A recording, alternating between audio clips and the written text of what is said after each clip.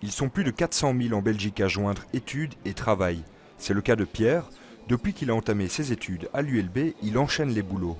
Frustré par les limites de l'ancienne législation, cette réforme des jobs étudiants est une aubaine pour lui.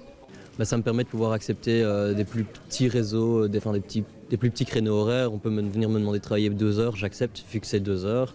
Alors qu'avant, venir travailler 2 heures, non, c'était une journée de perdu, donc pas envie de travailler pour si peu, entre guillemets. Depuis ce 1er janvier, le calcul du plafond annuel en dessous duquel les étudiants jobistes doivent travailler est désormais calculé en heures et plus en jours. On prendra en compte 475 heures de travail et non plus 50 jours. Pour les étudiants jobistes, cela veut dire plus de flexibilité et plus d'argent en poche à la fin de l'année.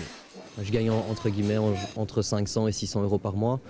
Et grâce à cette réforme, je peux gagner plus sur l'ensemble de l'année, pas spécialement par mois, mais sur l'ensemble de l'année. Ça me permet de pouvoir vraiment travailler toute l'année et plus devoir compter tous ces jours et optimiser de nouveau en termes d'heures. Allez, il n'y a pas une alarme qui nous dit on a utilisé 50 jours, c'est nous qui devons vérifier ça. Et donc c'est vrai que c'est un peu embêtant de vérifier. Maintenant, on va peut-être être un peu plus à l'aise et pas devoir vérifier à chaque fois.